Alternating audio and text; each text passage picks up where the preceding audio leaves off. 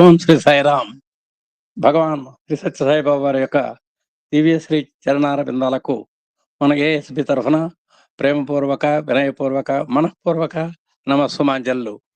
అహం సత్యబోధక చెన్నై దివ్య జ్ఞాన యజ్ఞము.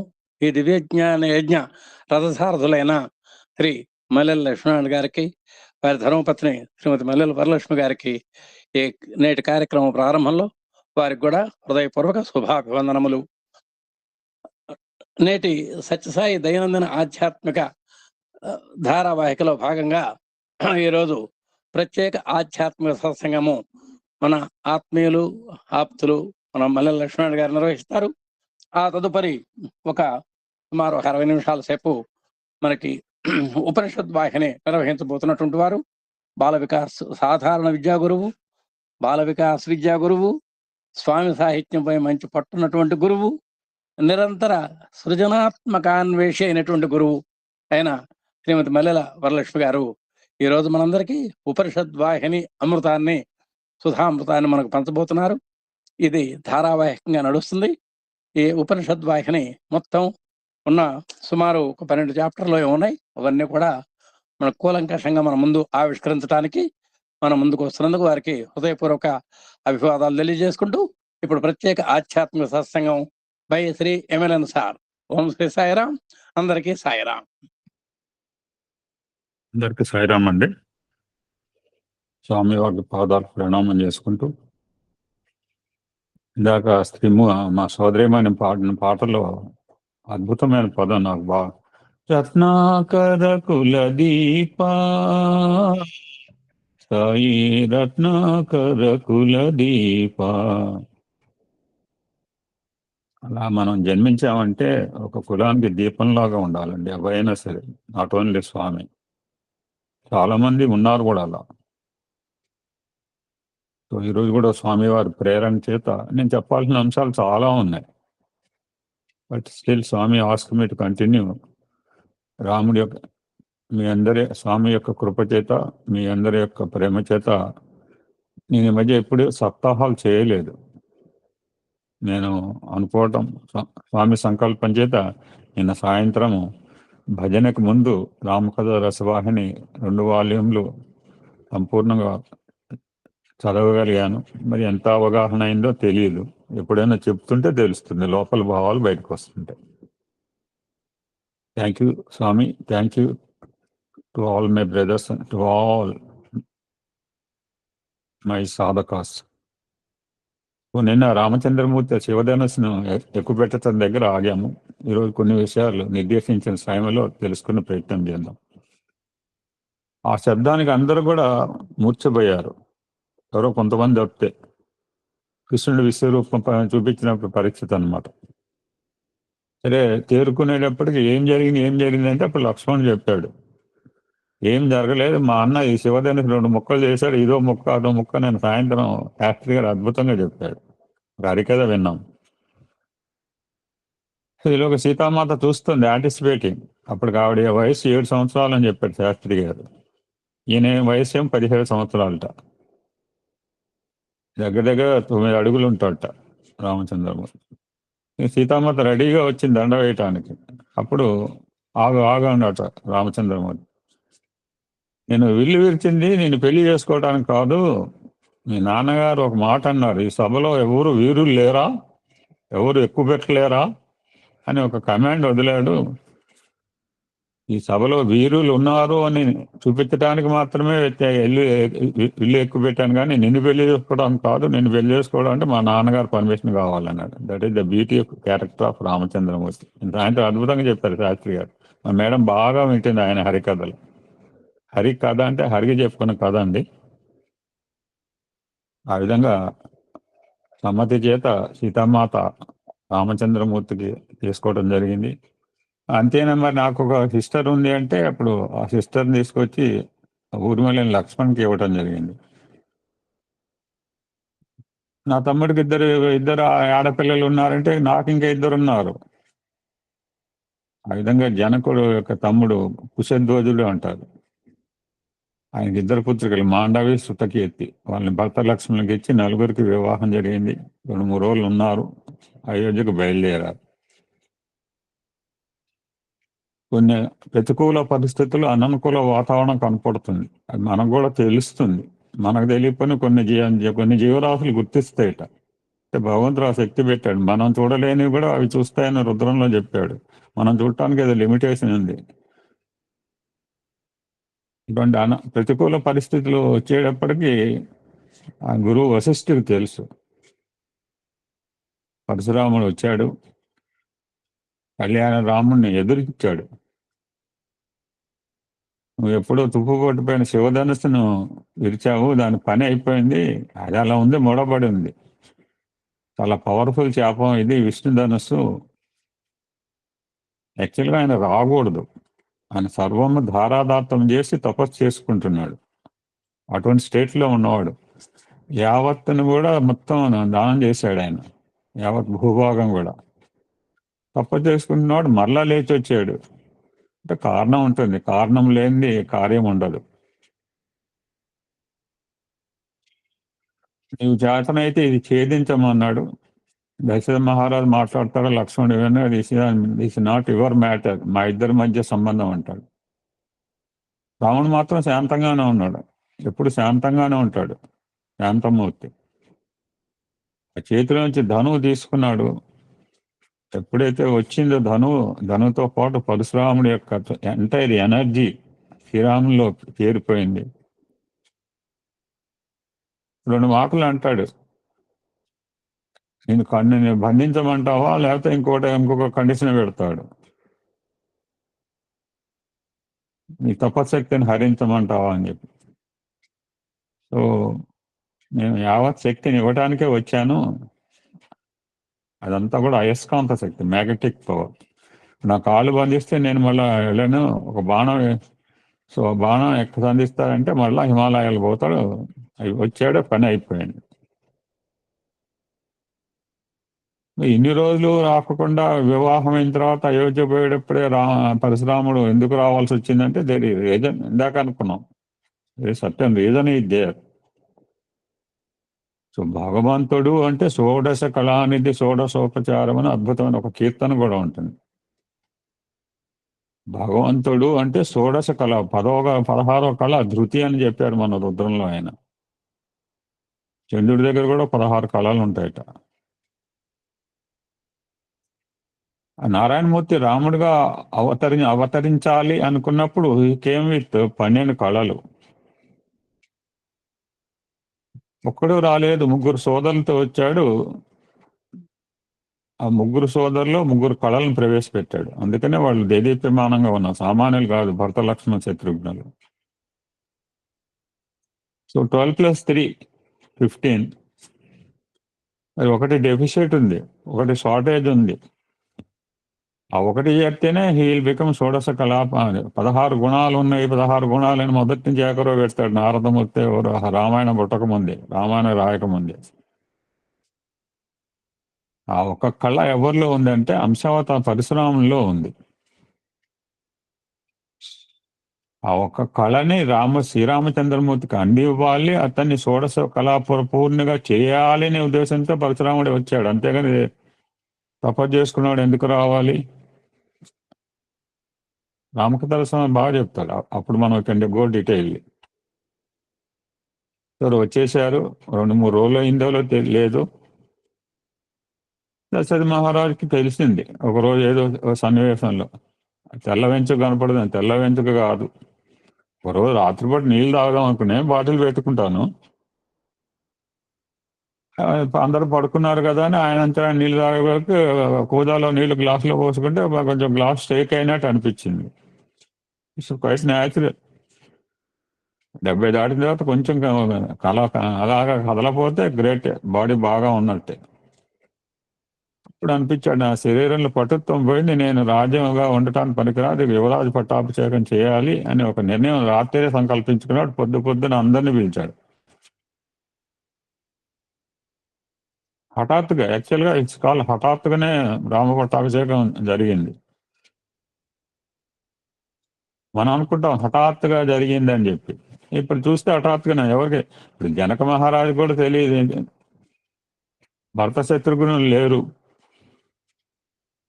అలా మేనమామ వస్తాడు, వచ్చి మా నాన్న రాలేకపోయాడు ఆ కళ్యాణానికి, కనీసం వీళ్ళు తీసుకుపోయి బ్లెస్సింగ్స్ అనిపిస్తా అని చెప్పి అక్కడ నుంచి 2 రోజులు అయిన తర్వాత తీసుకెళ్ళిపోతాడు వాళ్ళ మేనమామ,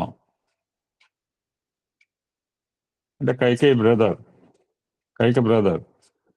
అన్నదమ్ములు ఇద్దరు లేరు. జనక మహారాజుకి రాజులకి ఎవరికి తెలియదంటే తర్వాత తెలియపడదాం అంటాడు దశరథ మహారాజు. వశిష్ఠుడు అడుగుతాడు, రాముడు కూడా అంటాడు. వశిష్ఠుడు చెప్తాడు, అడ్వైజ్ ఇస్తాడు, ఎవరికి చెప్పకుండా రాముడు పెళ్లి కూడా అట్లే జరిగింది, ఎవరికి తెలియకుండా జరిగిపోయింది. ఇప్పుడు నువ్వు పట్టాభిషేకం కూడా ఎవరికి తెలియకుండా ఇది పైకి మనకు కనిపించేది. ఆయన హఠాత్తుగా సంకల్పించాడు అని మనకు అనిపిస్తుంది, సామాన్యుడికి అనిపిస్తుంది. యాక్చువల్గా ఇన్నర్గా లోపలగా దాగిన అంతరార్థం ఏంటంటే, కైకైనా వివాహం చేసుకునేప్పుడు కైక తండ్రి ఒక కండిషన్ పెట్టాడు. ఏంటో కండిషన్ అంటే, తన కుమార్తెగా జన్మించే పుత్రుడికే నువ్వు రాజ్యాధికారం ఇస్తా అంటేనే మా అమ్మాయినికి పెళ్లి చేస్తాను అంటాడు. It's condition. సరే, కౌశల్య సుమిత్ర కూడా ఒప్పుకుంటారు, వాళ్ళకి పిల్లలు లేరు కదా అని చెప్పి. వాళ్ళ అనుమతిని తీసుకుని వాళ్ళు కూడా ఒప్పుకున్నారు, మంచివాళ్ళు కనుక శ్రీమూర్తులు. సో కైక ఫాదర్ పెట్టిన కండిషన్ ఒప్పుకుని వివాహం ఆడాడు. సో ఆ వాగ్దానానికి కట్టుబడి ఉండాలి మరి, వాగ్దానం ఇచ్చినప్పుడు. ఎందుకంటే వీళ్ళ వంశంలో ఆడిన మాట తప్పడం లేదు. సో ఆ కండిషన్ని నిర్వర్తించవలసి వస్తుందని ముందుగానే భావించి కట్టుబడి ఉండవలసి వచ్చిందని భావించి ముందుగానే భరత శత్రుఘ్న వారి మేనమామల ఇంటికి పంపించాట. రాముడి పట్ల కైకకు గల ప్రేమ సామాన్యం కాదు. కౌశల్య కంటే ఎక్కువ ప్రేమించేది. దశరథ మహారాజు నెవర్ ఎక్స్పెక్ట్ దట్ కైక రాముడి మీద ప్రేమ చేత అడ్డుదవులుతున్న అనుకోలేం. ఎటువంటి అడ్డంకులు ఆటంకులు విఘ్నాలు రాకూడదనే ఉద్దేశంతో హఠాత్తుగా ప్రకటించాడు. ఇందాక ఆ మాట మర్చిపోకూడదు. శ్రీరాముడి పట్ల కైక గల ప్రేమ ద్వారా తను అడ్డగిస్తుందని అనుకోలేదు దశరథ మహారాజు.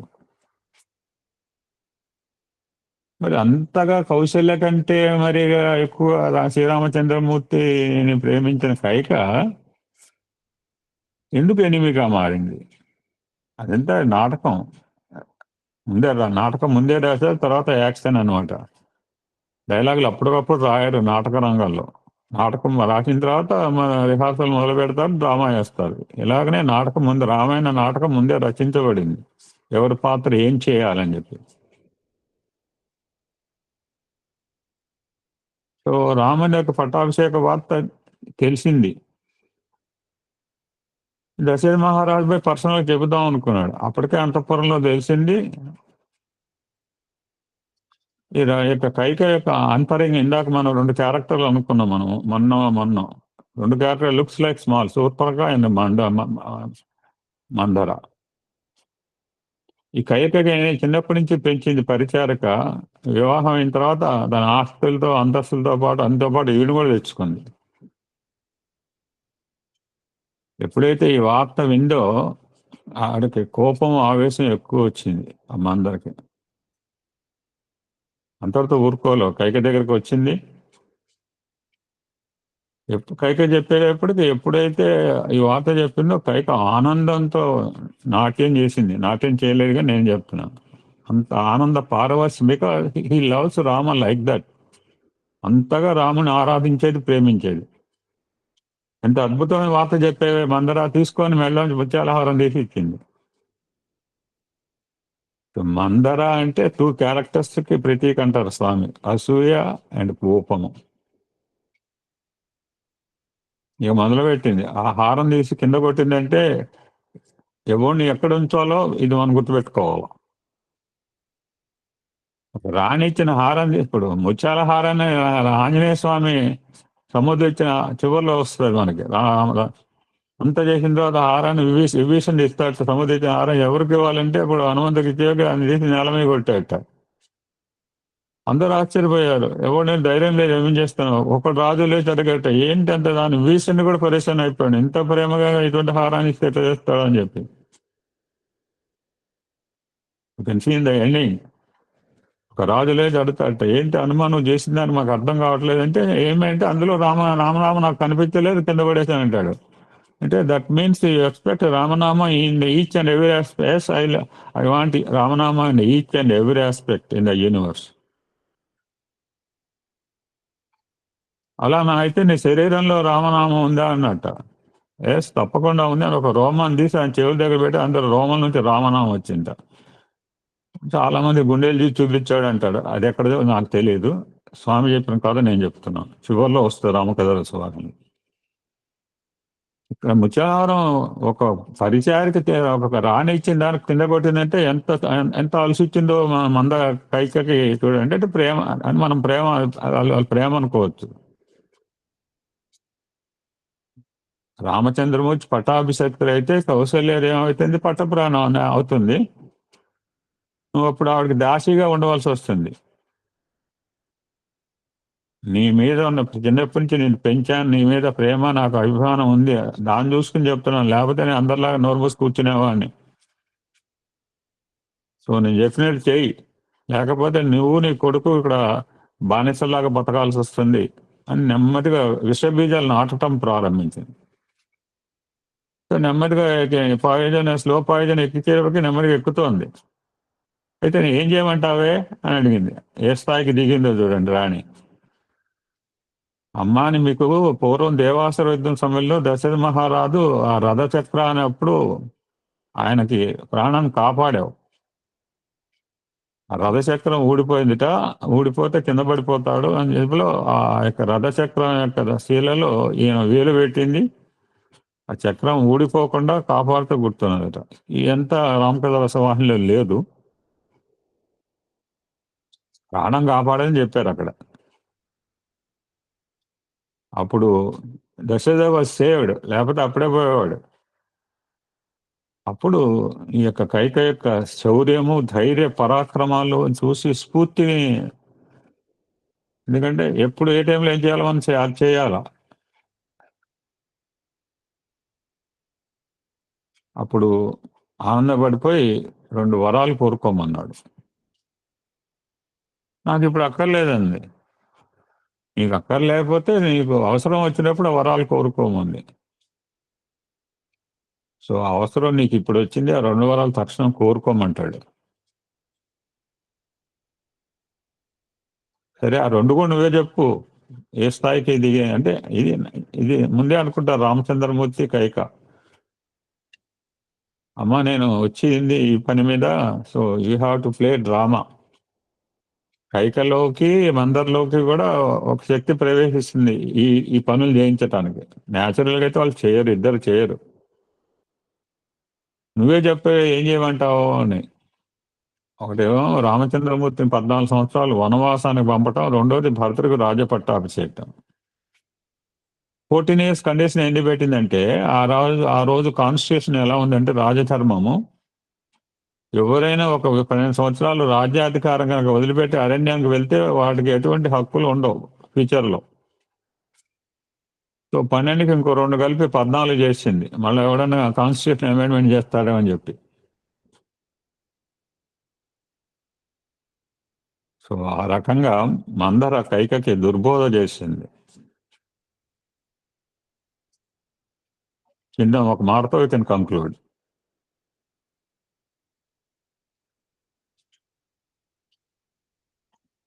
దీని ద్వారా మనకు తెలుసుకున్న నీతి ఏంటంటే, with this you can stop today. Manthara యొక్క దుర్బోధల ఫలితంగా అంతవరకు కూడా సొంత కుమారును కంటే ఎక్కువగా ప్రేమించింది శ్రీరామచంద్రమూర్తిని కైక. వాళ్ళ ప్రేమల్లో ఏమైంది, ఆపోజిట్ ద్వేషం అయిపోయింది, ద్వేషంగా మారింది. ఇది పైకి ఇది అంతర్గతంగా అందరికీ తెలియదు. అంతర్గతంగా రామకథ రసవాహిని చదివిన వాళ్ళకి మీద మామూలుగా రామాయణం చదివి నాకే కోపం వచ్చింది చదువుకుంటూ పోతే కైక మీద మందరి మీద. సో మనం avoid bad company, ABC of life అని చెప్తాం, అవాయిడ్ బ్యాడ్ కంపెనీ అని చెప్పి. సో మన చెడు మాటలు వినరాదు. మనకు మూడు చెప్తారు గురు పూర్ణిమలో రోజు. తెజ దుర్జన సంసర్గం భజ సాధు సమాగం నిత్య గురు పుణ్యం అహోరాత్రం. అది.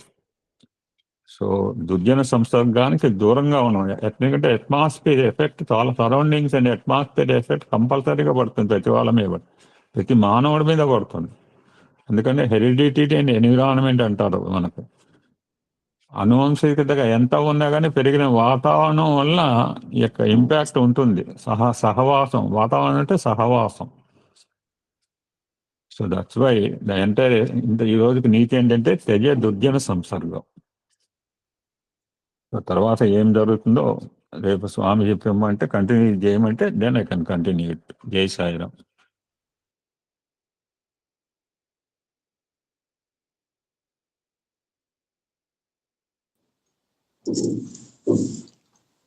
ఓం శ్రీ సాయిరామ్.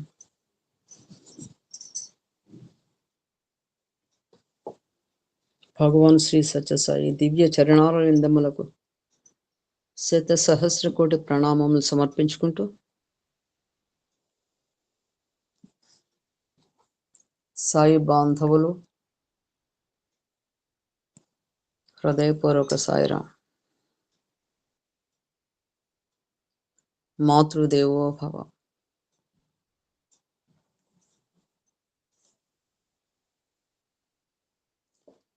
ఆచార్యేంద్రం కరకలిత చిన్ముద్రమానందమూర్తిం స్వాత్మారామం ముదితవదనం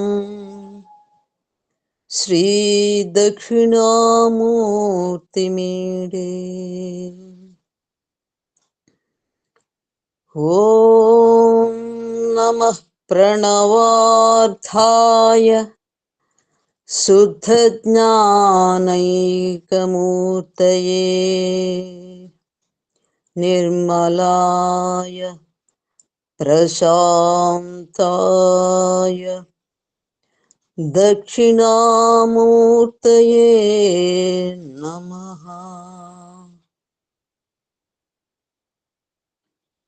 ఓం సాయీశ్వరాయ విద్మహే సత్యదేవాయ ధీమహి తన్నః సర్వః ప్రచోదయాత్.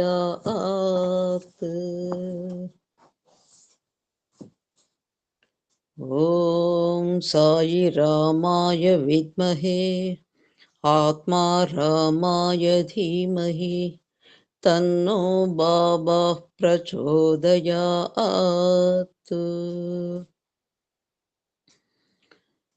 ఓం శ్రీ సాయిరామ్.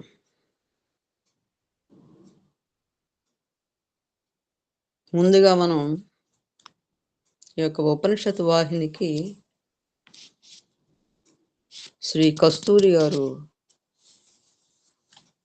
అంటే ఈ యొక్క వాహినీలు ఏ విధంగా ప్రారంభమయ్యాయో దానికి ముందు మాటగా మనకి తెలియజేశారు. అదొక్కసారి మనం తెలుసుకుని స్వామి ఏం చెప్పారో ఉపనిషత్ వాహిని గురించి మనం తదుపరి అంశంలో తెలుసుకుందాం. స్వామి యొక్క సర్వ సమాన ప్రేమను లోకమంతటికి చాటడానికి, అలాంటి ధర్మాన్ని స్థాపించడానికి ఒక మాసపత్రిక ప్రారంభం చేయాలని, శ్రీవారి యొక్క అనుజ్ఞ కావాలని చాలా కాలం నుంచి భక్తులందరం కూడా ప్రార్థిస్తున్నాం. అయితే ఆ శుభతరుణం ఎప్పుడొచ్చిందిట? శ్రీవారు 1958వ సంవత్సరం మహాశివరాత్రి పర్వదినం రోజున భక్తులందరినీ ఆశీర్వదించి ఆ ఆధ్యాత్మిక ధర్మ స్థాపన పత్రికను ప్రారంభించి దానికి సనాతన సారథి అని నామకరణం చేశారు. ఆ యొక్క పత్రిక యొక్క ముఖ్య ఉద్దేశ్యం ఏంటంటే ధర్మస్థాపన. లోక కళ్యాణం. స్వామివారు చెప్పింది ఏంటి? ప్రార్థన కానీ, భజన కానీ, నామస్మరణ, జప ధ్యానాలు, వీటి ద్వారా హృదయాల్ని పరిశుభ్రపరచుకొని అందులో భగవంతుణ్ణి నివసింపజేసుకోవాలని ప్రబోధించారు. అయితే ఈ వాక్కు భక్తులందరికీ కూడా చాలా చాలా ధైర్యాన్ని ఇచ్చింది. స్వామివారే ప్రేమవాహిని, సందేహ నివారిణి, ప్రశాంతి వాహిని, ధ్యానవాహిని, జ్ఞానవాహిని, ధర్మవాహిని. ఇప్పుడు మన ఎమ్మెల్యన్ గారు చెప్పినట్టుగా రామకథ రసవాహిని, భాగవత వాహిని. ఈ యొక్క వాహినిలు అన్నీ కూడా సుమారుగా 15 వాహినులు మనకి అందించారు స్వామివారు వారి స్వహస్తాలతో. అనేక శీర్షికల రూపంలో ఈ యొక్క ఆధ్యాత్మిక పత్రిక అయినటువంటి సనాతన సారథి ద్వారా లోకానికి ఆ ధర్మ సంస్థాపన యొక్క కోసం కదా పరమాత్మ ఈ యొక్క భూమిపై అవతరించినటువంటిది.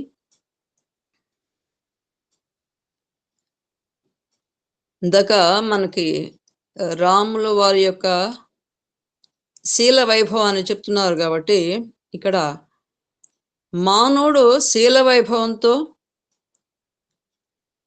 జీవించాలి. తాను జీవిస్తూ ఇతర జీవరాశులను కూడా జీవింపజేసే విధంగా ఉండడం అన్నమాట. ఎవరి జీవరాశి యొక్క తత్వాన్ని అనుసరించి ఈ యొక్క భూమి మీద ఆ విధంగా సంచరిస్తూ ఉంటారు. ఎప్పుడైతే ఈ యొక్క భూమి మీదకి వస్తుందో జాతస్య మరణం ధ్రువం అన్నట్టుగా పుట్టినవాడు ఎప్పుడప్పుడు గిట్టగా పోదు. కాకపోతే పుట్టిన యొక్క లక్ష్యం ఏంటి? ఆ లక్ష్య సాధన ఏంటి? ఏ విధంగా జీవించాలి? ఆయన ఎక్కడి నుంచి వచ్చాడు? చివరికి మళ్ళీ ఎక్కడికి చేరుతాడు? ఈ యొక్క జ్ఞానం కేవలం ఉన్నటువంటిది 84 లక్షల జీవరాశుల్లో మానవుడికి మాత్రమే. కాబట్టి మానవుడు ధర్మాన్ని తప్పినట్లయితే మిగిలిన జీవరాశులు కూడా ప్రమాదకారిగా మారుతాడు. మనకి ఆదిశంకర్లు కావచ్చు, ఇలా అదేవిధంగా వేదవ్యాసుడు, వాల్మీకి మహర్షి, ఇంతమంది మహర్షులు, ఇంకా ఎంతో మంది మహనీయులు మనకి అనేక విధాలుగా ధర్మాన్ని బోధిస్తూ వస్తున్నారు. అయినప్పటికీ ఇప్పుడు నేటి కలియుగంలో ధర్మము ఒక పాదం మాత్రమే నిలిచి ఉంది అని చెప్తున్నారు. అంటే అది క్రమేపీ తరుగుతూ వస్తుందన్నమాట. ఆ ధర్మం క్షీణిస్తూ వస్తుంది. అంటే ఆచరణలో మానవుడు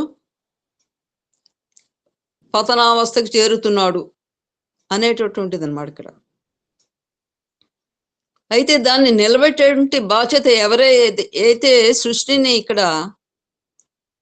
భూమి మీదకి తీసుకొచ్చారో అనేక జీవరాశుల్ని, వారికే ఒక ప్రశ్నార్థకంగా మారిందనమాట. కాబట్టి వారేం చేస్తారు?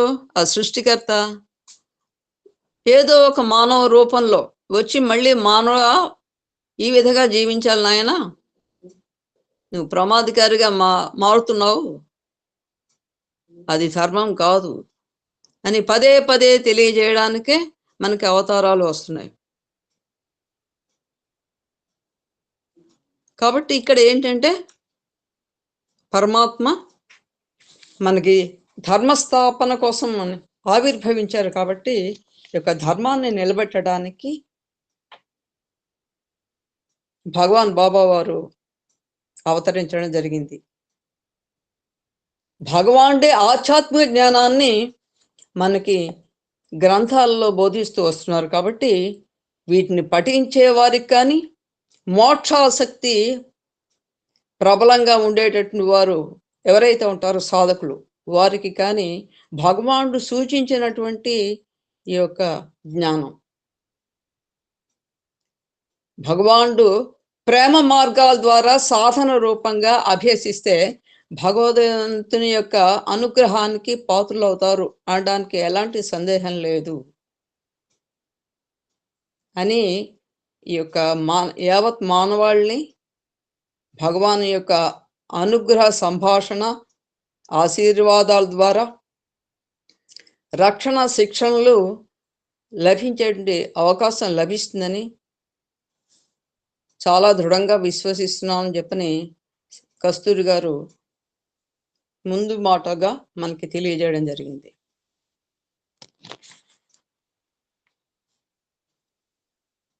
ఇంకా ఉపనిషత్తులు వస్తే మనకి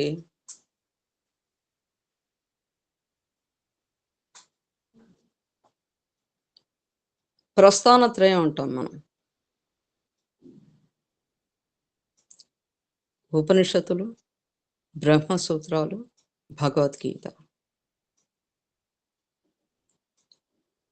ఈ మూడు కనుక దాంట్లో కొంచెం అధ్యయనం చేసినట్లే అట్లయితే అదేవిధంగా భగవంతుని మీద విశ్వాసంతో ఆచరణతోటి ధర్మాచరణతోటి భగవంతుని చేరుకునేటువంటి మార్గం చాలా సుగమం అవుతుంది అని తెలియజేయడానికి మనకి ఈ యొక్క ప్రస్థానత్రయం అనేది చాలా ముఖ్యమైనది అని తెలియజేస్తారు. ఇప్పుడు వేదాలు ఏ విధంగా వచ్చాయి, ఎందుకని ఆయన స్థాపించాడు, పరమాత్మ ఎందుకు ఇచ్చారు, అవి అపౌరుషేయాలు అంటారు. ఎవరు కూడా రచించినటువంటివి కాదు వేదాలు. అది భగవంతుని యొక్క ఊపిరి నుంచి ఉచ్ఛ్వాస నిశ్వాస నుంచి వెలువడినటువంటివి. జ్ఞానవంతులు ఎవరైతే ఉంటారో అప్పటికప్పుడు ఆ జ్ఞానాన్ని పొదివి పట్టుకున్నారు. వర్షం ఏవైతే అయితే ఆ చినుకులు అమృత తుల్యంగా అనేటువంటివి వస్తున్నాయో, ఏ విధంగా అయితే మనం పాత్రని పట్టుకుని వాటిని సేకరిస్తామో ఆ విధంగా ఆ యొక్క మహర్షులు సేకరించారు. కాబట్టి మనకి ఈ యొక్క ధర్మ మార్గం ఈ రోజున మనకి కొంతవరకైనా కూడా మనం అర్థం చేసుకోగలుగుతున్నాం. అమోఘమైనటువంటిది ఆ యొక్క ధర్మ మార్గం, ఈ యొక్క వేదం. అయితే వేదాలు ఒక అంటే ఒక ముడి సరుకుని దాన్ని ఒక పాలిష్ చేస్తే దాన్ని క్రమేపీ కూడా కొంచెం ఆ మాలిన్యం ఎండిపోయి, సో అంటే దాని మీద ఏదైతే పేర్కొంటుందో దానికి స్వచ్ఛంగా మనకి కనబడుతుంది అనమాట. మనకి ఒక అర్థమయ్యే రీతిలో బోధించడానికి వీలవుతుంది అనే ఉద్దేశంతో ఆ యొక్క నారాయణ యొక్క స్వరూపుడు ఏంటి వ్యాస భగవానుడు అంటే విభజన చేశాడు కాబట్టి ఆయన వ్యాసుడు అయ్యాడని చెప్పి చెప్తారు. ఆయన బాధరాయణుడు. ఆ బాధరాయణుడు వ్యాస భగవానుడు వాళ్ళకి ఒక శిష్యుల్ని ఈ యొక్క వేదాలని విభజన చేసి 4 విధాలుగా ఋగ్వేద, యజుర్వేద, సామవేద, అథర్వణ వేద ఈ యొక్క విధంగా విభజన చేసి బోధించమని చెప్పని ఆ శిష్యుల ద్వారా పంపించడం జరుగుతుంది. ఆయన నలుదిక్కుల. అయితే ఈ యొక్క ఆ వేదాల యొక్క సారాన్ని కొంచెం మరింత సింప్లిఫై చేయడం అనమాట. యాజ్ ఇట్ ఈస్ కనుక మనకి ఇస్తే మనకి జీర్ణం కాదు. కాబట్టి అంటే పసిపిల్లలకి ఏ విధంగా అయితే డైల్యూట్ చేసి ఆ యొక్క సారాన్ని అన్న సారాన్ని అందిస్తూ ఉంటారో అదేవిధంగా ఇక్కడ ఉపనిషత్ సారాన్ని మనకి ఆ భగవానుడు ఆ విధంగా అందించడం జరుగుతుంది. జ్ఞానాదేవత కైవల్యం. మానవుడు పరబ్రహ్మ స్వరూపుడు అయినప్పటికీ పంచమహాభూతముల యొక్క గుణములతో కలిసిమెలిసి ఉండడం చేత జీవుడు అనబడుతున్నాడు. ఈ యొక్క జీవి పంచభూతాలచే కలిసి ఉండడం వలన జననం, మరణం, సుఖము, దుఃఖము, పాపము, పుణ్యము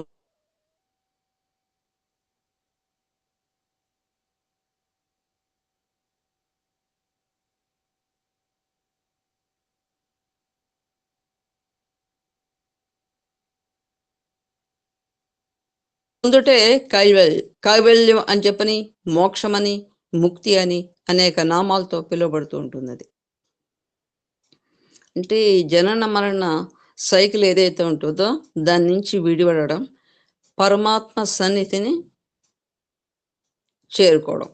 ఇంకా మళ్ళీ ఎవరైతే పరమాత్మని చేరుతారో వారికి ఇంకా మళ్ళీ ఈ యొక్క భూలోకంతో పని లేదు, ఈ యొక్క జనన మరణాలతోటి పని లేదు ఇంకనమాట. శాశ్వతంగా విముక్తి పొందుతారు, అంటే దుఃఖం నుంచి విముక్తి పొందుతారు అని. అది అంత సులువ ఈ కైవల్యం లభించడం, ముక్తి లభించడం, మోక్షం లభించడం కానే కాదు. దానికి ఎంతోమంది, అనేక మంది వాళ్ళు సాధన చేయబట్టి చేయగా చేయగా చేయగా చేయగా ఎప్పటికో ఆ స్థితిని పొందగలుగుతారు. అయితే ఇది అసాధ్యమేమీ కాదు, సుసాధ్యమే. పట్టుదల ఉంటే కాగలడు మహానుభావుడని. అయితే ఇక పంచభూతాలతోటి ఉన్నటువంటి ఆ ప్రపంచం కావచ్చు, ప్రపంచం అనేది ఆ విధంగా వచ్చి ఉంటుంది, పంచభూతాల కలయికతో ఏర్పడినటువంటి. అదేవిధంగా జీవుల్లో ఉండేటువంటి కూడా అవే పంచభూతాలు, అంటే లోపల బయట కూడా ఆ యొక్క పంచభూతాలతోటి నిండి ఉన్నటువంటిది ఈ యొక్క ప్రపంచం. అయితే వీటన్నింటికి మూలస్థానం ఏంటి అంటే పరమాత్మ. పరమాత్మ నుంచే వచ్చినటువంటిదే ఈ యొక్క ప్రపంచం. కాబట్టి ఆ ప్రపంచంలో ఆకాశము, వాయువు, అగ్ని, నీరు, భూమి, ఓషధులు, సమస్త జీవరాశి, వీటన్నింటికీ ఆధారభూతం పరమాత్మ. ఆయన లీలా వైభవంతో ఈ యొక్క సృష్టి ఏర్పడినటువంటిది. కాబట్టి జీవికి ఆధారము భూమి, దానికి ఆధారము జలము, దానికి జన్మస్థానము అగ్ని, అగ్ని వాయువు నుండి, వాయువు ఆకాశము నుండి, ఆకాశము ప్రకృతి నుండి, అట్టి మూల ప్రకృతి పరమాత్మ నుండి. కాబట్టి అన్నింటికీ మూల స్థానం ఎవరు అంటే పరమాత్మ. అదే మనకి పురుష సూక్తం కూడా తెలియజేస్తుంది. కాబట్టి అట్టి మూల స్థానం ఏంటి? పరమాత్మ చేరాలి అంటే పంచభూతాల్లో పడిపోయాడు ఈయన, ఈ జీవుడు. ఆ జీవి నిత్యానిత్య విచారణ చేతన ఏది నిత్యమో ఏది అనిత్యమో అని చెప్పి తెలుసుకోవాలి. అభ్యాస వైరాగ్యముల చేత, ఆ వైరాగ్యం ఏ విధంగా అలవడుతుంది? అంత తొందరగా అలవడదు, దాన్ని అభ్యాస పూర్వకంగా అలవర్చుకోవాలి. ఏంటి వైరాగ్యము అంటే దానికి ఉన్నదాంతో తృప్తిగా ఉండడమే, ఏది ఆశించకూడదు. ఈ రోజున ఒక తనకి అనేక సౌభాగ్యాలు కలగవచ్చు, అనేక భోగాలు అనుభవించవచ్చు, మరు నిమిషమే దుఃఖానికి లోను కావచ్చు. ఏదైనా కూడా ఉన్నది ఉన్నట్లుగా తీసుకోవడమే. అంతా కూడా పరమాత్మ నాకు ప్రసాదించినటువంటిది. ఇదే మనకి చాలా మొట్టమొదటి ఉపనిషత్తులో చెప్తాడు, ఈశావాసి ఉపనిషత్తులు. సో ఈ యొక్క పరమాత్మ అందించినటువంటి ఏదైతే ఉంటుందో ఈ యొక్క జీవనము మళ్ళీ తిరిగి పరమాత్మకే సమర్పించడం. ఆయన కోసం, ఆయన పని మీద నేను ఈ యొక్క భూమి మీదకి వచ్చాను అని అనుకోవడమే వైరాగ్యం. ఇక్కడ ఒక చిన్న మాట మనకి, మర్యాద పురుషోత్తముడు, కళ్యాణరాముడు, పట్టాభిరాముడు అయినటువంటి శ్రీరామచంద్రుడు నారాయణ స్వరూపమైనటువంటి ఆయన భూమి మీదకి వచ్చాడు, అవతరించాడు. రాజకుమారుడు, అన్ని భోగాలు కలిగినటువంటి వాడు. ఆయనకి 13-14 ఏళ్ళు వచ్చేటప్పటికి దశరథ మహారాజుల వారికి అనిపించింది, ఈ పిల్లలందరూ కూడా ఎప్పుడు అప్పటికి విద్యాభ్యాసం చేస్తున్నారు, వీళ్ళందరూ కూడా చాలా చక్కగా అన్ని సకల విద్యలు వశిష్ఠుల వారి సాన్నిధ్యంలో మంచిగా చక్కగా నేర్చుకున్నారు. సో వీళ్ళకి ఆట విడుపుగా ఉంటుంది, ఒకసారి వీళ్ళని విహారయాత్రకు పంపిస్తే బాగుంటుంది అనుకున్నారు. ఎప్పటిలాగా చాలా మల్టీ ఎంటర్టైన్మెంట్స్ లేవు కదా ఆ రోజున. సో ఏదో ఒక విహారయాత్ర అంటే వాళ్ళు అడవులకు వెళ్ళడం, లేకపోతే ఏదైనా పరిసరాలని పరికించి రావడం, ఈ విధంగా చేస్తూ ఉండేవారు. సో అందులో ఇక్కడ రాజకుమారుడు వీళ్ళ నలుగురు కూడా సోదరులు.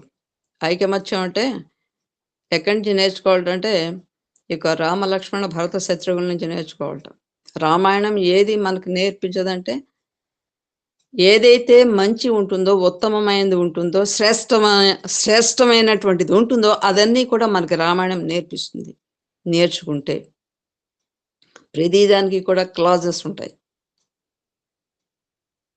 అది మాకు అవసరం లేదండి. మా జీవనం మాదే, మా భోగాలు అనుభవించడం మాదే, మా ఇష్ట ప్రకారం మేము జీవిస్తాం అనుకుంటే జీవించు.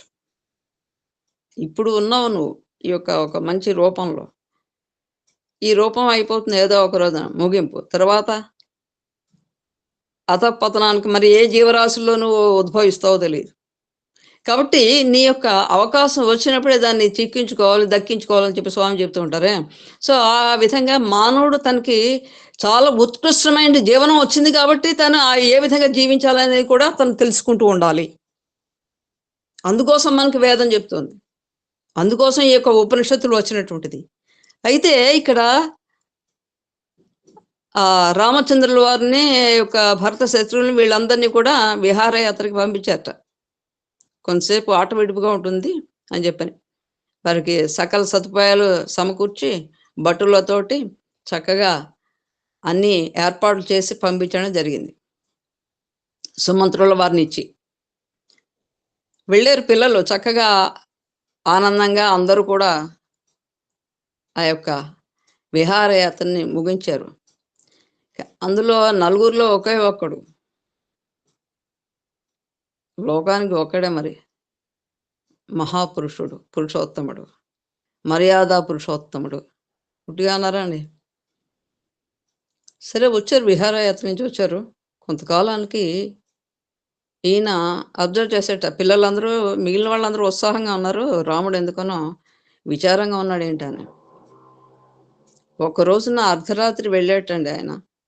అంటే విద్య కోసం చెప్పని విద్యార్థి తపన పడాలి, అంతేగాని గురువు గారు వెళ్ళి వాళ్ళని రారా బాబు అని చెప్పని వాడికి సాగదీసి వాడికి ఏవో పెట్టి మేతలు వాడిని కూర్చోబెట్టి చదివిస్తే అది దాని వల్ల ఉపయోగం లేదు. విద్యార్థుల్లో ఏదైతే ఆ యొక్క విద్యా తృష్ణ ఉంటుందో అలాంటి వాడికే విద్య వస్తుంది. ఈయన ఒక రోజున అర్ధరాత్రి వెళ్ళి ఆ వశిష్ఠుల వారి యొక్క తలుపు తట్టి నుంచున్నట్ట. ఆయన తలుపు తీసి ఆశ్చర్యపోయాడు. ఏంటి ఈ పిల్లవాడు, చిన్న పిల్లవాడు ఏంటి ఇంత అర్ధరాత్రి సమయంలో వచ్చాడు. ఇదే విషయాన్ని కూడా ఈయన కొంత సూచించారు. ఆయన దశరథుల వారు మహర్షికి, వశిష్ఠుల వారికి, ఎందుకనో నాకు రాముడు కొంచెం ఆయన ప్రవర్తనలో తేడా ఏదో కనిపిస్తోంది, ఉత్సాహంగా ఉండాల్సిన వాడు ఎందుకు ఇలా అయిపోయాడని. చిన్నపిల్లవాడు అందులోనూ. అంటే ఆయన జస్ట్ ఏం పర్వాలేదండి, అలసిపోయి ఉంటారు వాళ్ళు ప్రయాణంలో, అందుకోసం కావచ్చు, ఏం పర్వాలేదు. కానీ ఇక్కడ ఏంటంటే అర్ధరాత్రి వెళ్ళి ఎప్పుడైతే వెళ్ళాడో ఏంటి రామా ఇలా వచ్చారు అని అడిగాడు. గురుదేవా, నా మనసు ఎందుకనో నిర్మలంగా లేదు, కకావికలం అయిపోయింది ఆ యొక్క విహారయాత్రను చూసి వచ్చాక. ఏంటో నాకు అర్థం కావట్లేదు, మీరు నాకు బోధించాలి, ఏదైనా ఒక మార్గం చూపించండి అంటే అప్పుడు మనకి యోగ వాసిష్టం అనేటువంటి ఒక చక్కని అద్భుతమైనటువంటి గ్రంథం రూపంలో ఆయన బోధనలు శ్రీరాముల వారికి వశిష్ఠుల వారు బోధించినటువంటి తీరు అత్యద్భుతం అనమాట. ఆయనలో ఉండేటువంటి ఒక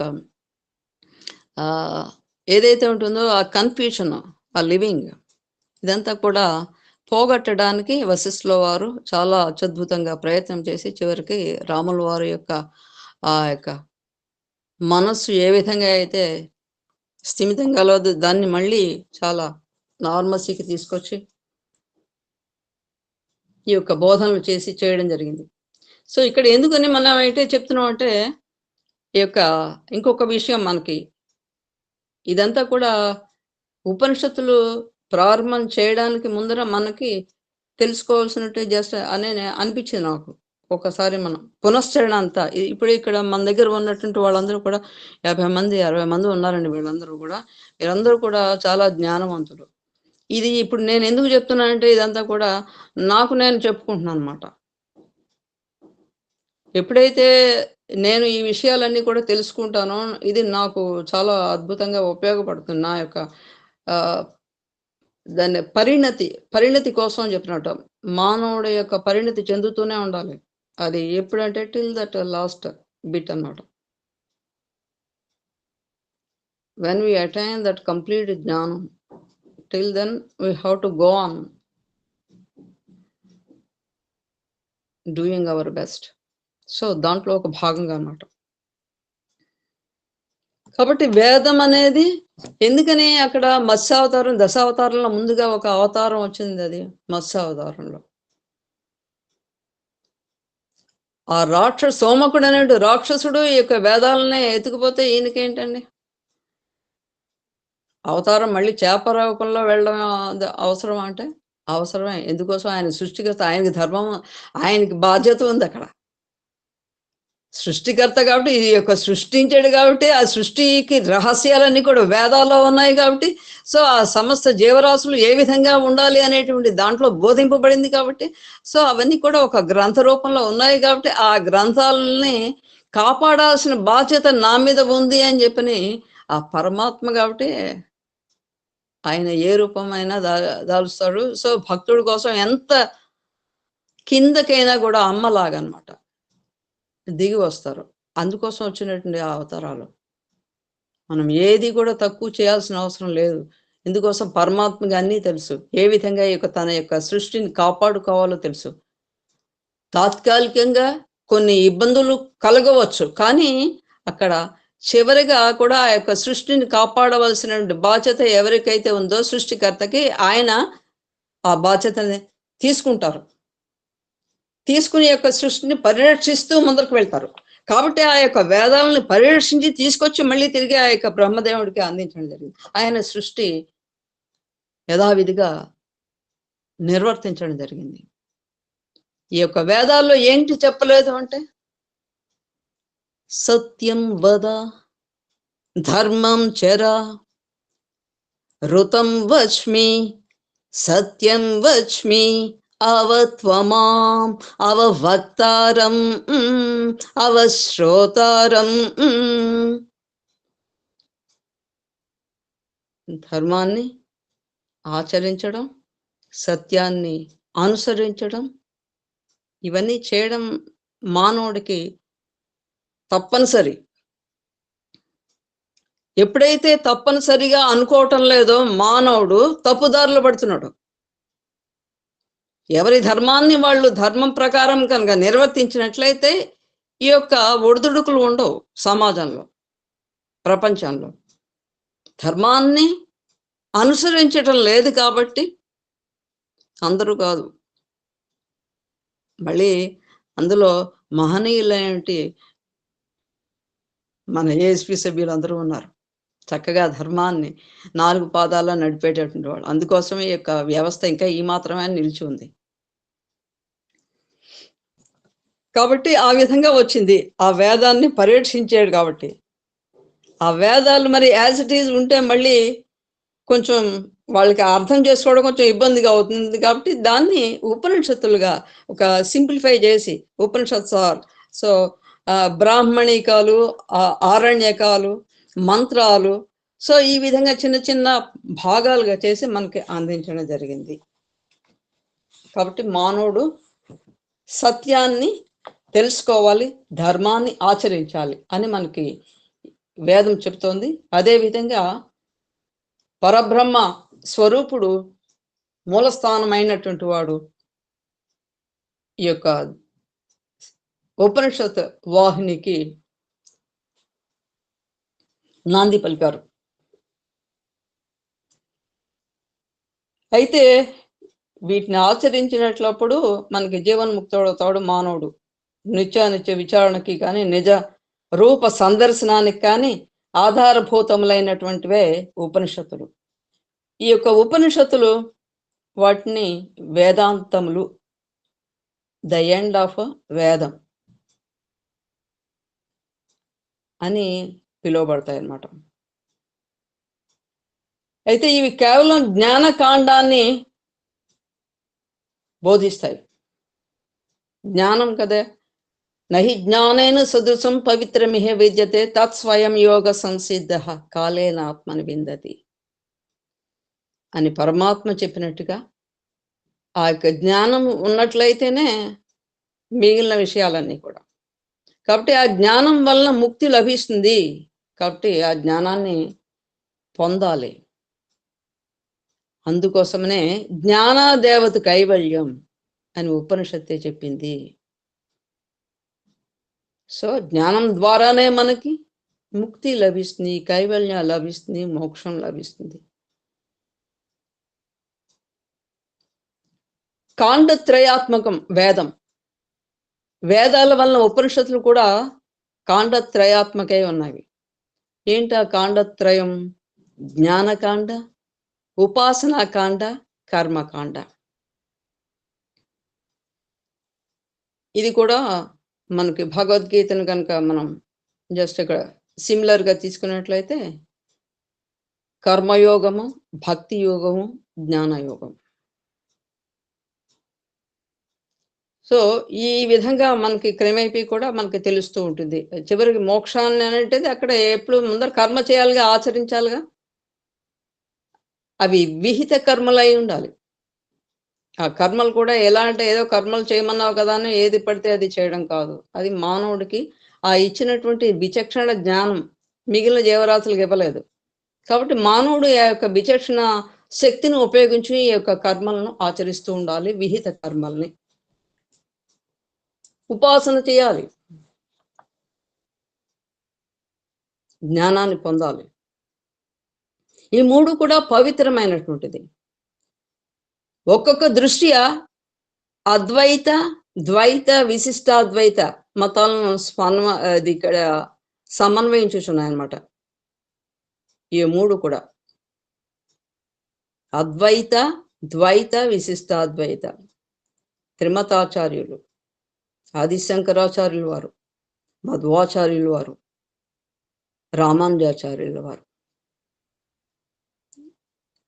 వారి యొక్క తత్వం ఏదైతే ఉంటుందో ఆ యొక్క మానవుడి యొక్క తత్వాన్ని అనుసరించి ఈ విధంగా మనకి విభజన చేయడం జరిగింది.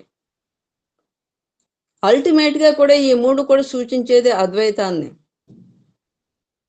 కాబట్టి జగద్గురు ఆదిశంకరాచార్యుల వారు అయ్యారు అద్వైత థియరీని ప్రొఫౌండ్ చేసినటువంటి కర్త కర్మ క్రియ. అయితే ఉపనిషత్తులో స్థితి రూపమున నిష్టను, బ్రహ్మ విద్యాయాంతో నిధి ధ్యాసమును, యోగ శాస్త్రంతో మననమును గ్రహించవలను. ఇన్నింటి మూలంన చేయనిది ఏంటి, తెలుసుకునేటటువంటిది ఏంటి? అది తన నిజస్థితినే. ఇక్కడ రమణ మహర్షి గారు కూడా ఆయన చెప్పినటువంటి know your self, who am I అనేది దాని మీద నువ్వు కృషి చేయనైనా అని మనకు తెలియజేశారు. అదేవిధంగా ఇక్కడ మనం ఏ శాస్త్రం చదివినా కూడా మన యొక్క నిజస్థితి ఏమిటి అని తెలుసుకునేటువంటిది దట్ ఈస్ అల్టిమేట్ అని చెప్తున్నారు ఇక్కడ భగవాన్. తన స్వరూపమునకు ఏ ఏ ప్రాప్తిని చేకూర్చునో, ఎట్లు చేకూర్చునో సంపూర్ణ అర్థముతో చేరుట వల్లనే దానికి ఉపనిషత్ అని పేరు వచ్చింది. అసలు ఉపనిషత్తు యొక్క అర్థం ఏమిటి అంటే భగవాన్ ఈ విధంగా తెలియజేస్తున్నారు. ఉప అంటే సమీపములో, నీ అంటే నిష్ఠతోటి శ్రవణము చేసిన వారి యొక్క అజ్ఞానమును శిథిలము చేసి, అది నీ. భగవంతుని చేరితే మనలో ఉన్న యొక్క అజ్ఞానం తొలగిపోవాలి. అంటే ఆ విధంగా మనం భగవంతుని సమీపించాలి. షత్ అంటే ఆయన పరమాత్మని చేరుకోవడమే, ఆయన ప్రాప్తిని పొందడం. సో ఉపనిషత్తు అంటే ఎంత అద్భుతంగా చెప్పారు ఇక్కడ భగవాన్ మనకి. భగవంతునికి సమీపంలో నివసిస్తూ నిష్ఠతో ఆయన బోధనల్ని శ్రవణం చేస్తూ మనలో ఉన్న అజ్ఞానాన్ని శిథిలము చేసుకొని పోగొట్టుకొని చివరికి ఆ యొక్క పరమాత్మ యొక్క ప్రాప్తిని పొందడం, ఇది మనకు ఉపనిషత్తులు తెలియజేసేటువంటి యొక్క అర్థము, లక్ష్యము, జీవన సత్యము. కాబట్టి ఈ కారణాలను బట్టి ఉపనిషత్తులని పేరు వచ్చింది. కాబట్టి ఉపనిషత్ అంటే కేవలం విద్యను బోధించుటే కాకుండా ఆ బోధించిన విద్యను ఆచరణలో పెట్టే ప్రక్రియను కూడా బోధిస్తోంది. ఏ కర్మ ఏ విధి ధర్మంగా చేయవలను అట్లు తెలుపుడే కాక ఏ కర్మ చేయదగినదో ఏ కర్మ చేయరాదో అను విషయమును కూడా తెలుపుతోంది. విహిత అవిహిత కర్మల గురించి ఇక్కడ కూడా తెలియజేస్తోంది. అదే కదా మనకి భగవద్గీతలో 18 అధ్యాయాల్లో ఒక్కొక్క అధ్యాయం మనకు ఒక్కొక్కటి బోధిస్తూ వచ్చింది. ఇక్కడ దైవాసుర సంపద్ విభాగ యోగం అని చెప్పని మనకి 16వ అధ్యాయంలో భగవానుడు ఏంటి బోధించాడు అంటే, దైవజ్ఞుల గుణాలు ఏ విధంగా ఉంటాయో, అంటే మంచి వారి యొక్క గుణాలు ఏ విధంగా ఉంటాయో, అదేవిధంగా అసుర గుణాలు, రాక్షస గుణాలు ప్రవృత్తి కలిగిన వాళ్ళవి ఏ విధంగా అయితే గుణాలు ఉంటాయో, ఆ గుణాలని చాలా క్లియర్ కట్గా మనకు బోధించారు. అంటే నువ్వు ఏ విధంగా ఉండాలి, ఏ విధంగా ఉండకూడదు అని అక్కడ మనకి తెలియజేస్తుంది కదా. కాబట్టి భగవద్గీతని మనకి ప్రస్థానత్రయం అని చెప్పిన ఎందుకన్నారు, భగవంతుని చేరుకునే విధానంలో ఒక్కటిగా దాన్ని ఎందుకు చేర్చంటే భగవంతుడి నుంచి వచ్చింది అది కూడా. దాన్ని కూడా అందుకోసమే సర్వోపనిషదో గావో దోగ్ధ, అదేంటది ఆ యొక్క దాంట్లో ఆ శ్లోకం చెప్పినట్టుగా ఉపనిషత్తుల యొక్క సారమే యొక్క సమస్త గోవులు, దాన్ని యొక్క క్షీరాన్ని అందించినటువంటి వాడు గోపబాలుడు, ఆ క్షీరాన్ని ముందుగా స్వీకరించినటువంటి వాడు అర్జునుడు లేగదోడు. చివరికి ఎవరైతే యొక్క దైవజ్ఞుడు భక్త శిఖామణులు ఉంటారో వాళ్ళు యొక్క ఆ యొక్క అమృతాన్ని స్వీకరిస్తారు. ఇది కదా మనకి బోధించినది భగవద్గీత. సో కాబట్టి ఇక్కడ భగవంతుడు ఏం చెప్తాడు, ఆ ఉపనిషత్తు సారాన్ని కనుక నువ్వు తెలుసుకున్నట్లయితే అది కేవలం నీకు ఊరికే తెలుసుకుని వదిలేయడం కాదు కదా. ఆ యొక్క తెలుసుకున్న జ్ఞానాన్ని నువ్వు ఎప్పుడైతే ఆచరణలో పెడతావో అప్పుడు నువ్వు కోరుకున్నటువంటిది ఏదైతే ఉంటుందో ఆ మోక్ష ప్రాప్తి నీకు, ఆ కైవల్యం అనేది నీకు సిద్ధిస్తుంది అని చాలా క్లియర్ గా మనకు తెలియజేస్తున్నారు. ఆమె audible Sairam. Okay madam, okay సరే. ఇక్కడ మనకి మళ్ళీ ఒకసారి చెప్తున్నారు. సో భగవద్గీతను తీసుకున్నట్లయితే అది ఉపనిషత్ సారమే. ఉపనిషత్ శ్రవణం ద్వారా కలగవలసిన ఫలితాన్ని గీతాబోధ ద్వారా అర్జునునకు కలిగింది. ఆయన విన్నటువంటి అర్థం చేసుకున్నాడు. పరమాత్మనికి ఆయనకి ఏదైతే అడగాలో మానవులందరి తరఫున అక్కడ అర్జునుడు అక్కడ నిలబడ్డాడు. నరనారాయణులు అంటారు అందుకోసమే. అంత మహనీయుడు, ఆయనకి అన్ని సకల విద్యలు కలిగినటువంటి వాడు. ఎందుకని ఏడ్చాడు అక్కడ కురుక్షేత్రంలో? ఇంకా ఆ యుద్ధం మొదలు పెట్టలేదు. ఆయన ఏడవడం వల్లనే భగవద్గీత వచ్చింది. ఆ భగవద్గీత కోసమనే ఆయన ఏడ్చాడు, మానవుల కోసం. అంటే మానవుడు ఈ అజ్ఞానంలో కొట్టుకుపోతున్నాడు ఆయన. కాబట్టి నువ్వు బోధించాల్సిన సమయం వచ్చింది, ఆసన్నమైంది అనేది అక్కడ తెలియజేస్తున్నాను అన్నమాట. కాబట్టి ఇక్కడ గీతా బోధ ద్వారా అర్జునుడు కలిగిందంటే అది అర్జునుడు మనకి మానవులకి ఒక ప్రతీక. కాబట్టి ఆయన కలిగిందంటే మానవులందరూ కూడా ఈ విధంగా ఆచరించండి అని చెప్పని తెలియజేస్తుంది మనకి భగవద్గీత. సో కాబట్టి ఉపనిషత్తులోని తత్వమసి ఈ యొక్క గీతలో పాండవానాం ధనంజయ అను వాక్యంగా బోధింపబడింది. అంటే నాకు నీకు భేదం లేదు నాయన, నువ్వు నేను ఒకటే అని తెలియజేయడం. దట్ ఈజ్ ఐ తత్వం, నువ్వు నేను ఒకటే. ఇది మనకి మహా వాక్యాలు 4 వేదాలు బోధించినటువంటి దాంట్లో ఈ యొక్క తత్వమసి సామవేదం నుంచి తీసుకోబడింది. ప్రజ్ఞానం బ్రహ్మ, అహమాత్మ,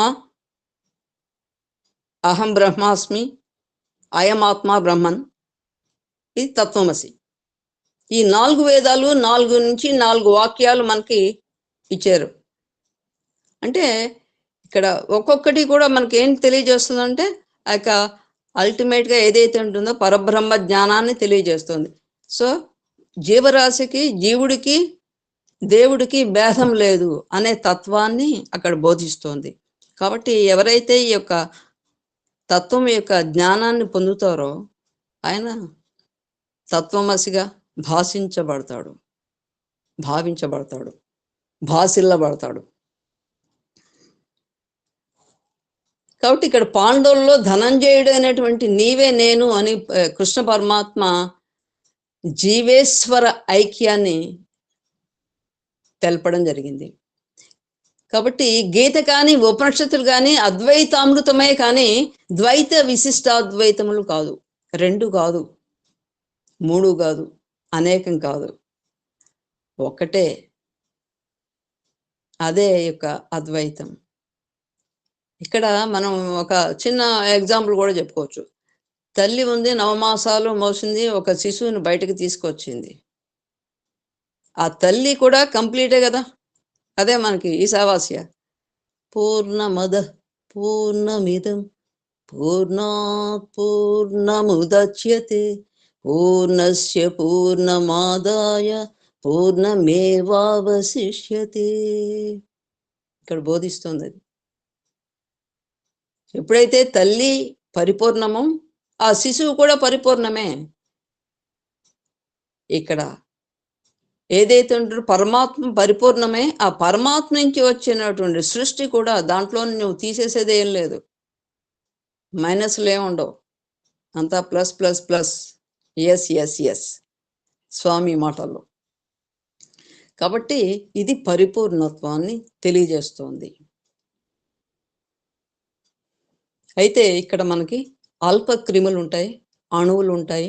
సూర్యగోళాన్ని పరిశీలించడానికి మానవ నేత్రాలకు అట్టి శక్తి సామర్థ్యములు లేనందున మనం టెలిస్కోప్ని, మైక్రోస్కోప్ అనేటువంటి ఒక యంత్రాల రూపంలో ఆ యొక్క సహాయంతో మనం వాటిని మానవుడు స్టడీ చేయడం జరుగుతుంది.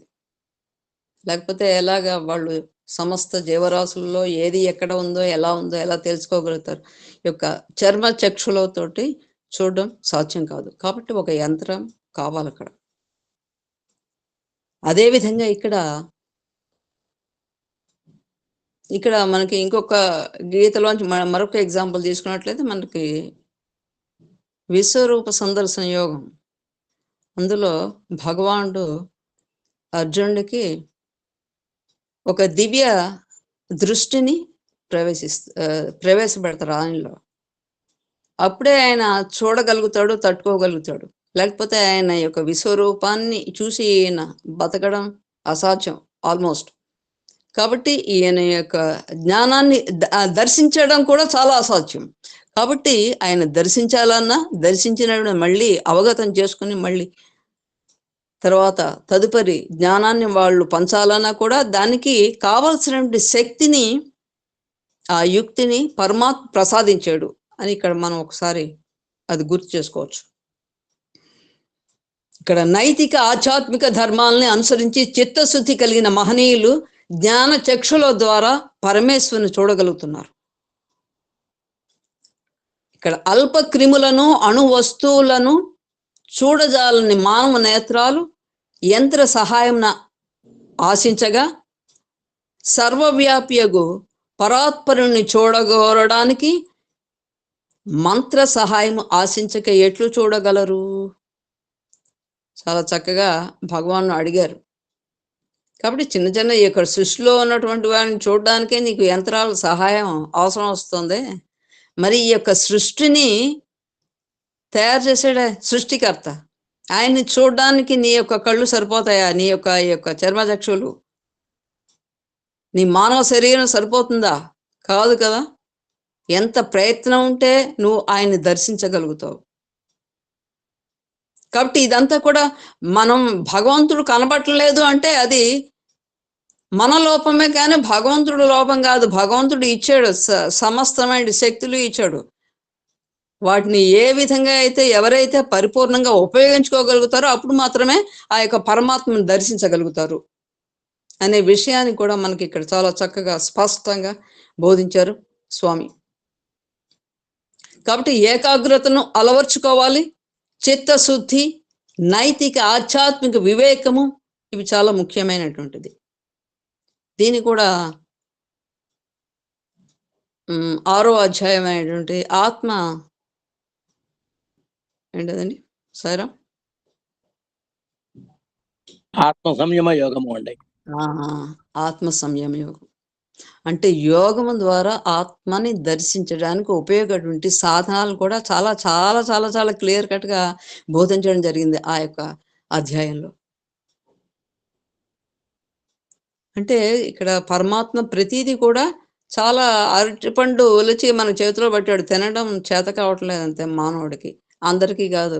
చాలా ఉత్తమోత్తములైన వాళ్ళు దర్శించారు, దర్శించగలుగుతున్నారు పరమాత్మని. అంటే సామాన్యమైన మానవుడికి ఎందుకని అంటే అక్కడ ఏకాగ్రత లోపిస్తుంది, సాధన లోపిస్తుంది. సో సాధన లోపమే తప్పితే ఆ యొక్క భగవంతుని దర్శించడంలో మనకి ఎటువంటి సందేహం లేదు, సాధన ఉన్నట్లయితే. అయితే అది అంత సులభం కూడా కాదు. చాలా చాలా ఎంతో కఠోరమైన దీక్షలు, ఎంతో వైరాగ్యం వాళ్ళని అలవర్చుకుంటే తప్ప భగవంతుని యొక్క దర్శనం కాదు. అయితే ఇక్కడ ఉపనిషత్తులు కూడా అపౌరుషేయాలు, ఎవరు కూడా రచించినటువంటివి కాదు. ఈ వేదం యొక్క సారాన్ని నుంచి వచ్చినటువంటివి కాబట్టి, వేద సారం కాబట్టి, వేదాంతము కాబట్టి. సో కాబట్టి ఇతర జంతువు వలె కాక మానవుడు ప్రత్యేక విజ్ఞానము పరమాత్ముడు ప్రసాదించాడు కాబట్టి, సో దాన్ని వృద్ధి చేసుకోవాలి. ఆ విజ్ఞానం ద్వారా ప్రత్యేగాత్మ అయినటువంటి పరమాత్మను కనుక్కోవాలి. ఆ విధంగా చేయక భగవంతుడు ఎక్కడ ఉన్నాడు, వేర్ ఈజ్ గాడ్, దీన్ని విభజించమంటారు. Where is God, God is here only అనే తత్వాన్ని తెలుసుకున్నట్లయితే వేర్ ఈజ్ గాడ్ అనండి ఈయన ప్రశ్న రాదనమాట. భగవంతుడు ఎందుకు కనపడ్డు? ఇక్కడ పాలలో వెన్న ఉందని చెప్పిన ప్రతివాడికి తెలుసు, అంటే ఆ యొక్క ప్రక్రియ తెలిసిన వాళ్ళకి. అంటే పాలల్లో వెన్న కనిపిస్తుందా మనకి ఎదురుగుండా? కనపడదుగా. దానికి ఎంత కృషి చేయాలి, పాలను కాచాలి, వాటిని తోడు పెట్టాలి, ఆ యొక్క పెరుగు అవుతుంది, పెరుగును చిలకాలి, అప్పుడు కదా మనకు వెన్న కనిపించేది. మన యొక్క ఈ చిన్న విషయమైనటువంటిది అంటే సమాజంలో మనకు కనిపించిన చిన్న విషయంలోనే ఇంత మనకి పరిశ్రమ దాగి ఉంటే, మరి ఆ యొక్క సృష్టికర్త ఏంటి పరమాత్మను కనుక్కోవడానికి మరింత ఎంత మనకి శ్రమ ఉండాలి. దాంట్లో శ్రమ అంటే ప్రయత్నం అండి. ఇక్కడ పరమాత్మను తెలుసుకునేవడమే, అది కూడా శ్రమ అంటే మరి అది ఏమీ శ్రమ పడకుండా నీకు అన్నీ వచ్చేస్తాయి, కంచంలోకి రావు కదా.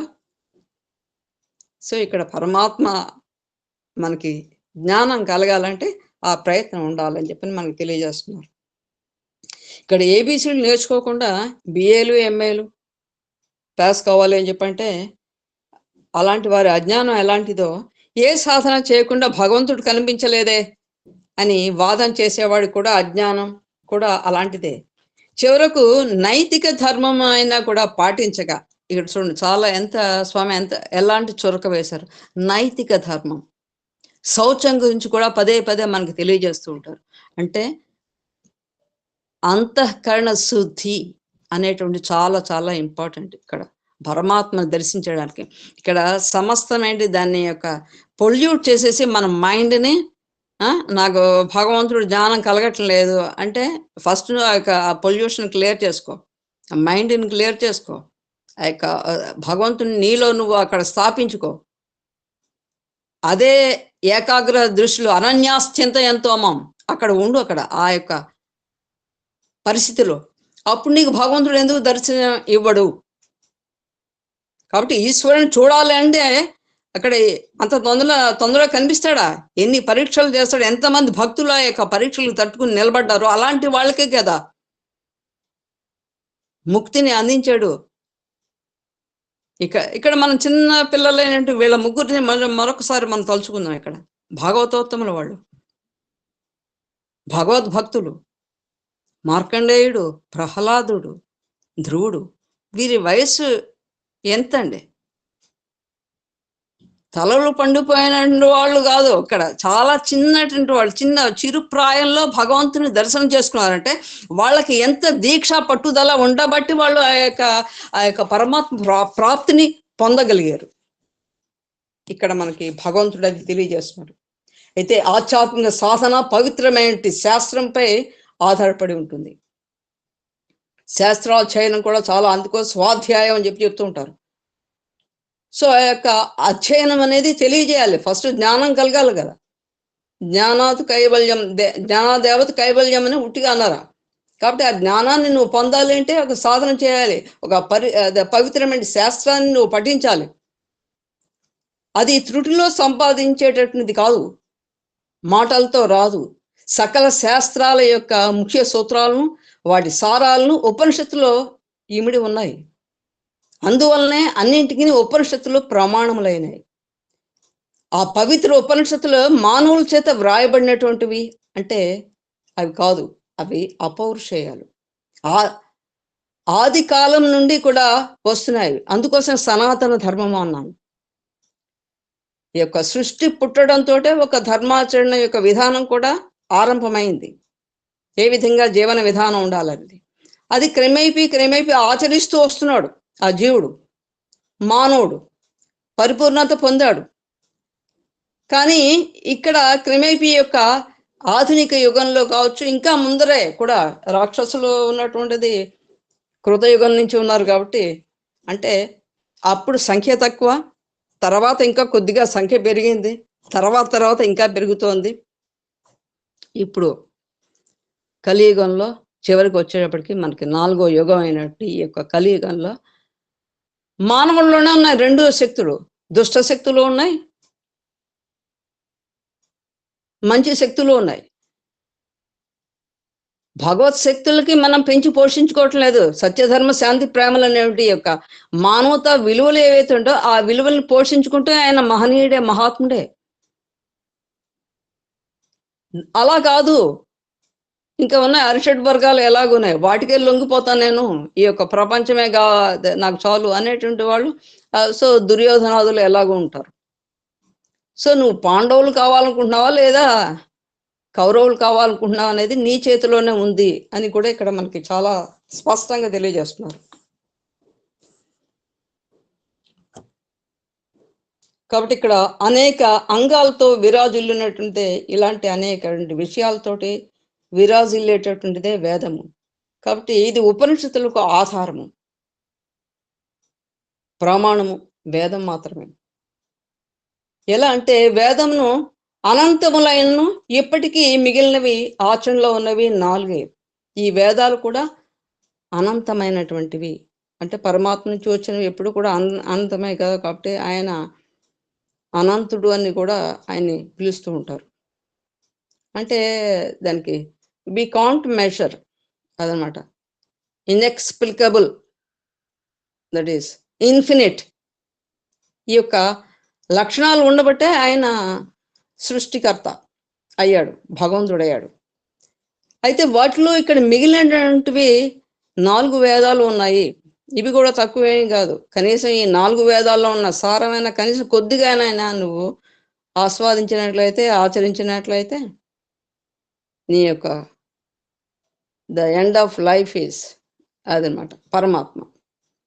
అది నువ్వు గ్రహించగలుగుతావు అని ఇక్కడ చెబుతూ ఋగ్వేద, యజుర్వేద, సామవేద, అధర్వణ వేదాలు ఈ యొక్క 4 మిగిలి ఉన్నాయి. ఈ ఒక్కొక్క వేదం నుంచి కూడా అనేక ఉపనిషత్తులు మళ్ళీ విభజించారు. చూడండి ఆ వేదవ్యాస భగవానుడు ఎంత మనకి మేలు చేశారో. ఆ రాశిగా పోసి ఉన్నటువంటి ఆ యొక్క వేదాలని వీళ్ళకి అర్థం కావు. ఏం చేయాలి? ఇంకా మనం వీటిని కొంచెం సింప్లిఫై చేద్దాం, ఇంకా సులభమైనటువంటి విధానంలో వీళ్ళకి తెలియజేద్దాం, సరళీకృతం చేద్దాం అనే ఉద్దేశంతో వాటిని 4 వేదాలుగా విభజించి మళ్ళీ ఆ వేదాలని కూడా కొన్ని ఉపనిషత్తులుగా విభజించి ఆ విభజనలో మనకి 1180 ఇంకా మొత్తం విభజించే ఈ యొక్క 4 వేదాలలోంచి ఉపనిషత్తుల యొక్క సంఖ్య మొత్తం ఎంతట 4 వేదాలతో కూడుకున్నటువంటిది 1180 ఉపనిషత్తులు. కానీ కాలం యొక్క మార్పు చేత ఈ యొక్క ఉపనిషత్తులు కూడా వాటి క్రమేణా తరుగుతూ వచ్చి చివరికి 108గా మిగిలాయి. అయితే వీటిలో కూడా ఇంకా కాలక్రమేణా తరుగుతూ వచ్చి అంత తొందరగా మనం అధ్యయనం చేయగలుగుతాం, మానవుడికి సాధ్యమవుతుందా, అందులో ప్రాపంచిక విషయాలతో కొట్టుమిట్లాడేటువంటి ఈ యొక్క మానవుడికి అంత సులభతరం కాదు ఇవన్నీ చదవడం, ఎన్ని జన్మలు పడుతుందో ఏమో పాపం అని ఇంకా వాటిని చాలా సరళీకృతం చేసి వాటిని కూడా చివరికి 10 మిగిల్చేట మనకి. దీని మీదే మనకి ఉపనిషత్తుల మీద భాష్యం చెప్పారు ఆదిశంకర్ల వారు. 10 ఉపనిషత్తులు. అయితే ఇక్కడ ఏ యొక్క వ్యాస మహర్షి మనకి ఏ విధంగా వీటిని విభజన చేశారంటే, శుక్ల యజుర్వేదం నుండి మాండూక్య ఉపనిషత్తు వ్రాయు కాలానికి ఋగ్వేదానికి అంటే శుక్ల యజుర్వేదం నుంచి వచ్చిందిట ఈ యొక్క మాండూక్య ఉపనిషత్తు. ఆ కాలానికి ఋగ్వేదానికి 21 శాఖలు, 21 శాఖలకి ఒక్కొక్క దానికి ఒక్కొక్క ఉపనిషత్తు చొప్పున. అదేవిధంగా యజుర్వేదానికి 109 శాఖలు, ఆ 109 నుంచి ఒక్కొక్క దానికి ఒక్కొక్క ఉపనిషత్తుగా 109 ఉపనిషత్తులు యజుర్వేదానికి. ఇంకా అధర్వణ వేదం వచ్చేటప్పటికి దానికి 50 శాఖలు, ఆ 50 శాఖలకి ఒక్కొక్క దానికి ఒక్కొక్క ఉపనిషత్తుగా 50 ఉపనిషత్తులు. ఇంకా సామవేదం, సో సంగీతానికి మూలమైనటువంటిది ఈ యొక్క సామవేదం 1000 శాఖలు.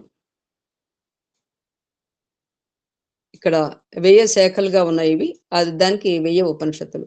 ఇవన్నీ కూడా 1000, 50, 21, 109 కలిపితే మనకి 1180 ఉపనిషత్తులు.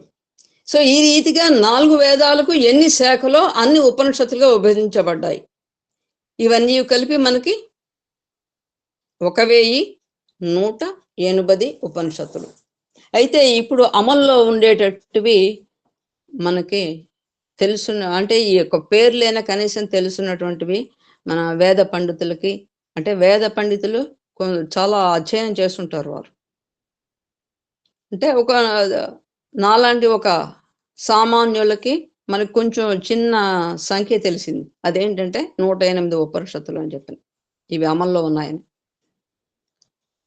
సో నేటికి అవి అన్నీ కూడా మరుగున పడి సర్వ ఉపనిషత్ సారము చేర్చి శంకరుల వారు మనకి 10గా ఆచరణకు నిలిపారు. ఆయన కూడా జగద్గురువులు కాబట్టి ఇక 4 ఆమ్నాయ పీఠాలను స్థాపించి ధర్మోద్ధారకుడుగా ఆయన ఇక ఆదిశంకరులుగా మనకి ఆవిర్భవించి ఈ యొక్క ధర్మోద్ధరణకి ఆయన కూడా బీజం వేయడం జరిగింది. సో ఈ దశోపనిషత్తుల ఆధారంతోనే ఈ ధర నిలుస్తోంది. అవి కూడా ఏనాడు కూడా మరుగున పడి ప్రళయం సంభవిస్తుందో అనే భయం ఆస్తికులకు వేద పండితులకు కూడా లేకపోలేదు. ఎప్పుడైనా ప్రళయం వస్తుంది అని చెప్పని అంటూ ఉంటారు, మనం కూడా వింటూ ఉంటాం జనరల్గా. ఈ భూమి అంతా మళ్ళీ వెళ్ళిపోతుంది, మొత్తం నీటిమయం అయిపోతుంది, మొత్తం అంతా సర్వ జీవరాశులు నశించిపోతాయి, మళ్ళీ కొత్తగా సృష్టి ఎప్పుడో ఏర్పడుతుంది. అలా ఎప్పటికీ జరగదట. స్వామి ఎప్పటికీ సృష్టి ఎలా చేస్తే ఆయన చేసే దాంట్లో ఎప్పుడు పెర్మనెంటే ఉంటుంది, ఇంపెర్మనెంట్ అనేది ఉండదన్నమాట.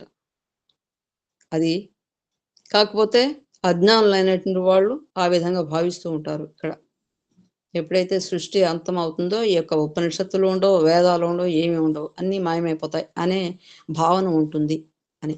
కానీ ఆస్తికులకు అట్టి భయం అవసరం లేదు. ఆస్తికులు అంటే భగవంతుడిని నమ్మినటువంటి వాడు, అదే ఆస్తి అయింది. సో వేదానికి హాని రాదు.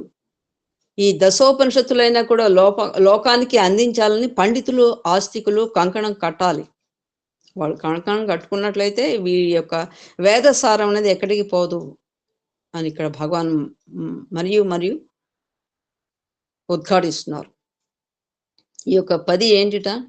ఈశ, కేన, కఠ, ప్రశ్న, ముండక, మాండూక్య, తైత్తరీయ, ఐతరేయ, ఛాందోగ్య, బృహదారణ్యము. ఈ 10 ఉపనిషత్తులు. మిగిలిన 98 ఉపనిషత్తులు ఏమంటే వాటి పేర్లు ఇచ్చారు మనకి. బ్రహ్మ, కైవల్య,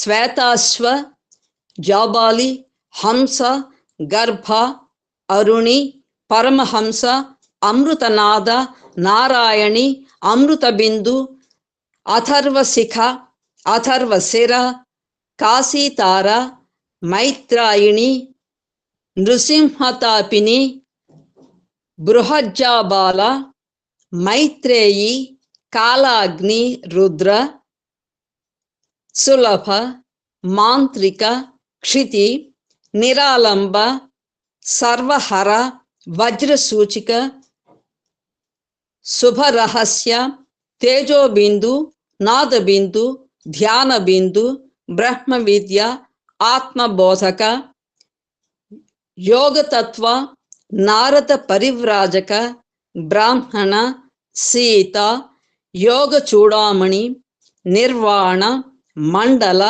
దక్షిణామూర్తి, స్కంధ, శరభ, అద్వైత తారక, మహానారాయణ, సౌభాగ్యలక్ష్మి, సరస్వతి రహస్య, ముక్తిక, బావరిచ, రామతపన, రామరహస్య, ముద్గలి, వాసుదేవ, పింగళ, శాండిల్య, మహా, భిక్షుక, యోగ శిక్ష, సన్యాస, తురీయాతీత, పరమహంస పరివ్రాజక, అవ్యక్త, నృసింహ, అక్షమాలిక, అన్నపూర్ణ, ఏకాక్షర, అక్షిత, ఆధ్యాత్మ, సూర్య, కుండికాఖ్య, ఆత్మ, సావిత్రి, పరబ్రహ్మ, పాశుపత, త్రిపుర తపన, అవధూత, త్రిపుర, దేవి, భావన, కథ, యోగ కుండలి, రుద్ర హృదయ, రుద్రాక్ష, భస్మదర్శన, గణపతి, తాహశర, మహావాక్య, పంచబ్రహ్మ, గోపాల తపిని, ప్రాణాగ్నిహోత్ర, గరుడ, కృష్ణ, దత్తాత్రేయ, వరాహక, యాజ్ఞవల్క్య, సత్యయాయన, హయగ్రీన, కలిసంతరణ, ఇంకా అనేకమైనటువంటి ఈ యొక్క ఉపనిషత్తులు ఉన్నాయి. చాలా అద్భుతమైన పేర్లతోటి మనకు వినిపిస్తున్నాయి ఇవన్నీ కూడా. కానీ వినియోగం లేని విందుకు విస్తర్ల చేటు. ఎంత చక్కగా చెప్పారు చూడండి స్వామి. ఒక చిన్న సామెత రూపం. అక్కడ విస్తర్లన్నీ వేశారు, కూర్చునే వాళ్ళే లేకపోతే ఇంకా ఎందుకంటే ఆ విస్తర్లు కూడా దండక కదా. కాబట్టి అదేవిధంగా ఉపయోగం లేనటువంటి ఉపయోగించినటువంటి వాళ్ళు అనేక మంది ఉన్నప్పుడు ఈ యొక్క ఉపనిషత్తులు కూడా మటుమాయమైపోతాయి ఆ విధంగా అన్నట్టుగా. అవసరం లేదు వాటికి. సో నేడు ఆచరణలో లేనటువంటి వాటిని అందించిన అర్థము చేసుకోలేరు. ఊరక వర్ణించిన కాలం వృధా. తరించు వాళ్ళకు ఒక్కటి చాలు, అనుభవించిన వారికి అన్నీ ఒక్కటే. సారము తినరు, భారము దింపరు. ఎంత చక్కగా చెప్పాడు. భగవద్గీత కించిదధీత గంగా జలలవ కణికా పీత. మళ్ళీ శంకర్ల వారు మనకి గుర్తు చేస్తున్నారు. అందులో ఒక్క శ్లోకం నువ్వు నేర్చుకో, గంగాజలం మొత్తం అంతా నువ్వు ఆస్వాదించగల ఒక్క చిన్న చుక్క భగవంతుణ్ణి మనసులో నిలుపుకో, అది చాలు నీకు. ఒక్క శ్లోకం నువ్వు ఆచరించినా చాలు అని భగవంతుడు మనకు తెలియజేస్తున్నారు. అదేవిధంగా ఇక్కడ మనకి అన్ని శాస్త్రాలు మనం చదవలేకపోవచ్చు, మనం అర్థం చేసుకోలేకపోవచ్చు, కానీ నువ్వు అర్థం చేసుకున్న ఒక్క విషయం ఇక్కడ ఏంటంటే మానవ సేవే మాధవ సేవ చాలా సింప్లిఫై చేసి చెప్పారు మనకి. ఏంటి? Love all serve all, help ever, hurt never. అంటే ఇవి ఈ యొక్క మనకి తెలుగులో చెప్తే అర్థం కాదేమని ఇంగ్లీష్లో చెప్పారు. అంటే మన భాష కంటే పరభాషను మనం ఎక్కువ అర్థం చేసుకోవడం ప్రయత్నం చేస్తుంటాం. ఆ విధంగా మనకి సూచించారు. అంటే ఇక్కడ ఏంటంటే అంటే ఇది కూడా మనకి వ్యాస భగవానుడు మనకు అందించిన అష్టాదశ పురాణాల యొక్క సారాంశం కూడా పరోపకారాయ పుణ్యాయ పాపాయ పరపేట. ఈ ఒక్క విషయాన్ని మనం అర్థం చేసుకుంటే చాలు. సో నువ్వు ధర్మాన్ని ఆచరించినట్టే, సత్యాన్ని అనుసరించినట్టే. కాబట్టి నీకు ఉపనిషత్తుల సారాన్ని అలవడినట్టే పరమాత్మ ప్రాప్తి నీకు సిద్ధిస్తుంది, అందులో సందేహం లేదు. ఇక్కడ మనకి రామకృష్ణ పరమహంసలు కానీ లేకపోతే ఇక్కడ మన భక్త కన్నప్ప అంటుంటాం, వాళ్ళు ఏం చదువుకోలేదు కదా. మన శబరి ఆవిడ ఒక ఆటవికురాలు, దమ్మక్క, మనకు చూసినట్లయితే. సో ఆవిడ ఇలాంటి వాళ్ళందరూ కూడా మనకి ఒక బెస్ట్ ఎగ్జాంపుల్ అనమాట. అంటే దానికి నువ్వు శాస్త్రాధ్యయనం చేయకపోయినా కూడా నువ్వు కనుక అర్థం చేసుకున్నట్లయితే, భగవంతుని అర్థం చేసుకున్నట్లయితే, ఎప్పుడైతే నువ్వు సర్వ జీవరాశుల్లో ఈశ్వర సర్వ జీవానాం అని చెప్పినట్టే ఆ విధంగా నువ్వు అర్థం చేసుకున్నట్లయితే ప్రతి ఒక్క జీవరాశులను యొక్క భగవంతుని దర్శనం చేస్తావు. నీవు ఇతరులు నీకు ఏదైతే చేస్తే నువ్వు ఇష్టపడవో, లేకపోతే ఏదైతే నువ్వు చక్కగా మంచి విషయాన్ని స్వీకరిస్తావో అది నువ్వు ఇతరులకు చెయ్యి. అది కదా బోధిస్తుంది మనకి పరమాత్మ. కాబట్టి ఇక్కడ ఏంటంటే వేదోపనిషత్తులే సనాతన మతములు. ఇక్కడ మనకి చెప్పుకోవాల్సినటువంటిది the end of education is character.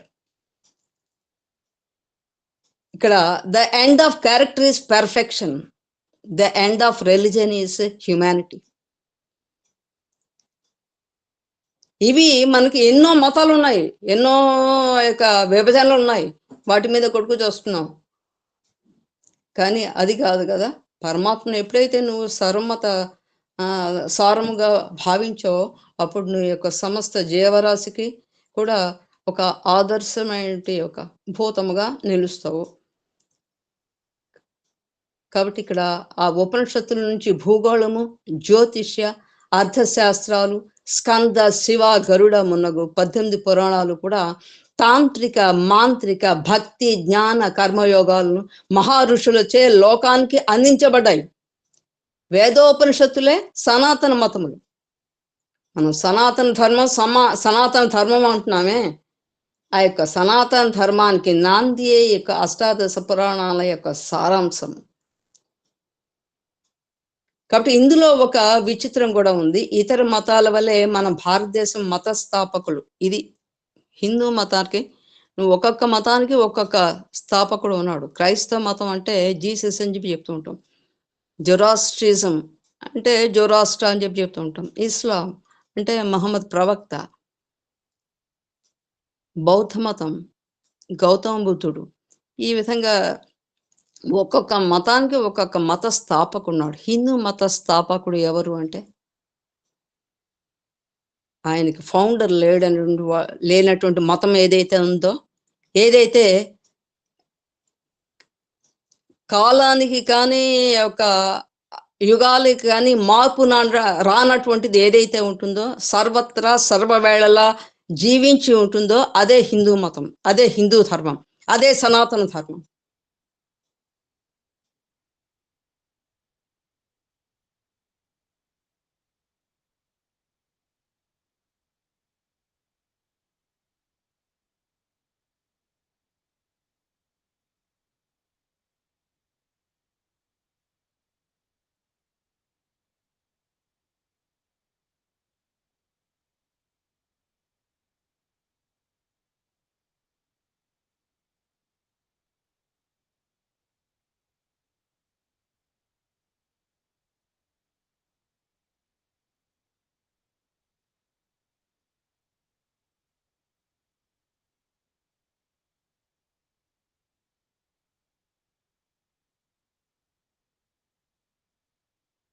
Madam వినబట్టలేదు madam.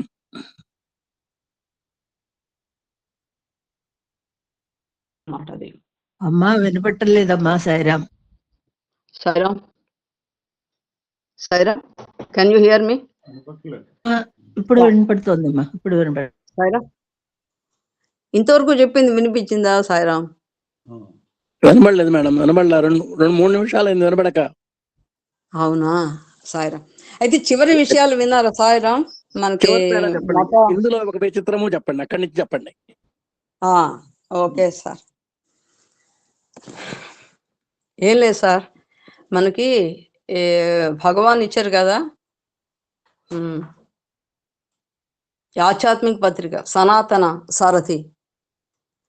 ఆ సనాతన సారథి ఆవిర్భావం, మా అమ్మగారు నన్ను ఈ భూమి మీదకి తీసుకొచ్చినటువంటి ఒక దివ్యమైన రోజు అని చెప్పచ్చు. మహాశివరాత్రి ఆ ప్రదోష కాలం సమయంలో నన్ను ఈ భూమి మీదకి తీసుకురావడం జరిగిందండి. సో ఇది నాకు ఒక స్వీట్ మెమరీ అన్నమాట. సో ఆవిడ యొక్క ఆధ్యాత్మిక శక్తితోటే నేను పెరిగి పెద్దదాన్ని అయ్యానండి. I was a posthumous child, but I never felt that I do not have my father. మా అమ్మగారు ఆ విధంగా తల్లి తండ్రి ఆవిడే అయ్యి నన్ను పెంచి పెద్ద చేశారు. మా అన్నాలు ఇద్దరిని పెంచారు. ఒక ఆధ్యాత్మిక మూర్తి అంటే ఆధ్యాత్మికాన్ని మాకు పరిచయం చేసింది మా తల్లిగారు. ఆ తల్లిగారికి నమస్కారం తెలియజేస్తూ, సో మీ అందరికీ కృతజ్ఞతలు, అభివందనములు తెలియజేస్తూ, జై సాయిరామ్. Thank you sir.